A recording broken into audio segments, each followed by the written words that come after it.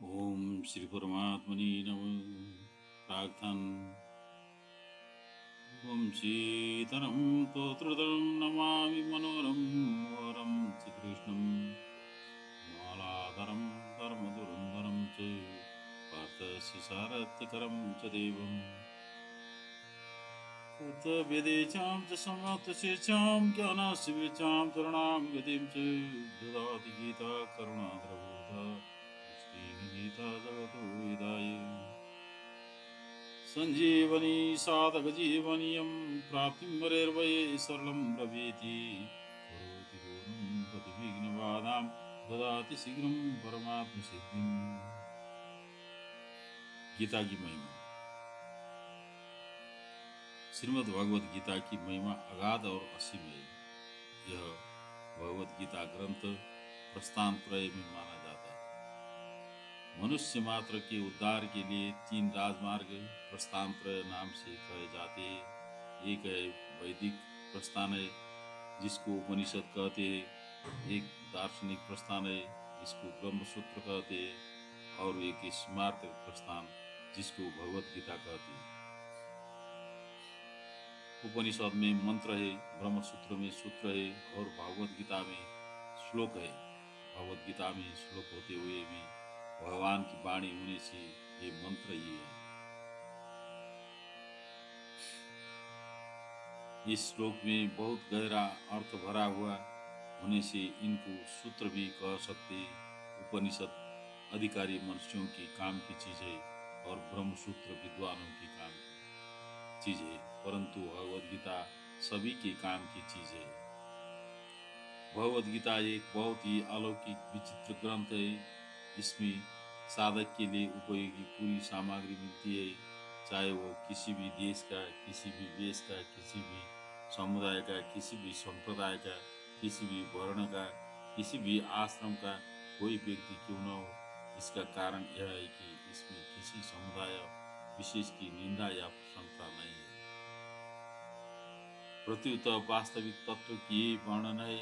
वास्तविक तत्व परमात्मा वो है जो परिवर्तनशील प्रकृति और प्रकृतिजन्य पदार्थों से सर्वथा अतीत और संपूर्ण देश काल वस्तु व्यक्ति परिस्थिति आदि में नित्य निरंतर एक रस एक रूप रहने वाला है।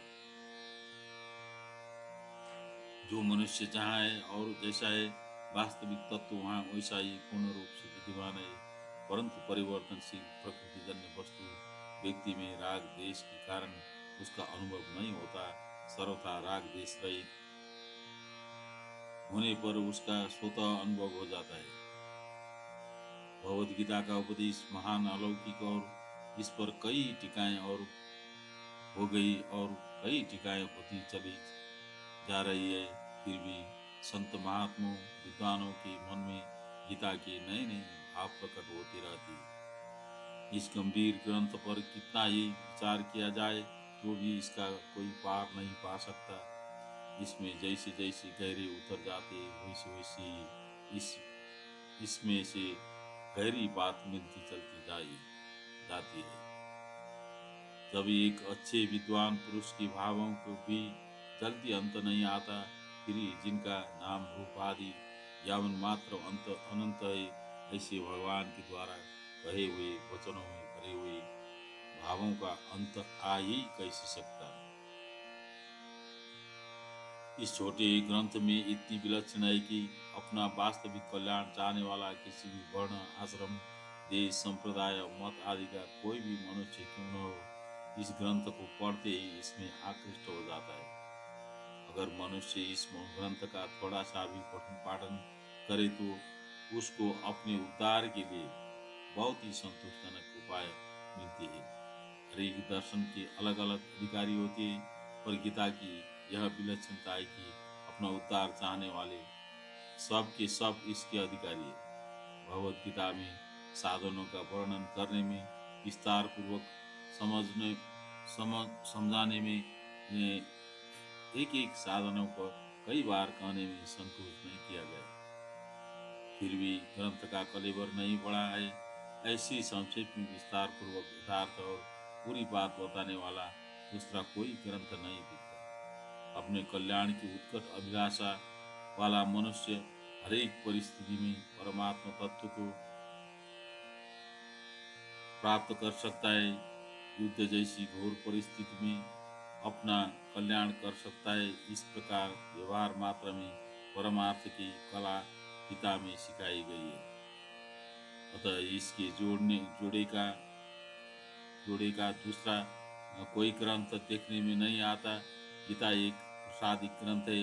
इसका आश्रय लेकर पाठ करने मात्र से बड़े विचित्र, अलौकिक और शांतिदायक भाव स्फुरित होती है। इसका मन लगाकर पाठ करने मात्र से बड़ी शांति मिलती है। इसकी एक विधि यह है कि पहले गीता के पूरे श्लोक अर्थ सहित कंठस्थ कर लिया जाए।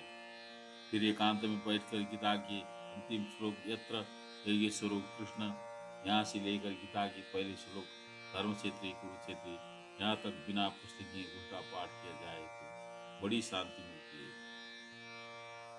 यदि प्रतिदिन पूरी गीता का एक या अनेक बार पाठ किया जाए तो इससे गीता के विशेष अर्थ स्फुरित होती है। मन में कोई शंका होती है तो पाठ करते करते उसका समाधान हो जाता है। वास्तव में इस ग्रंथ की महिमा का वर्णन करने में कोई भी समर्थ नहीं है। अनंत महिमाशाली ग्रंथ की महिमा का वर्णन कर कौन सकता है। श्री कृष्ण परमात्मा ने नमो नमः।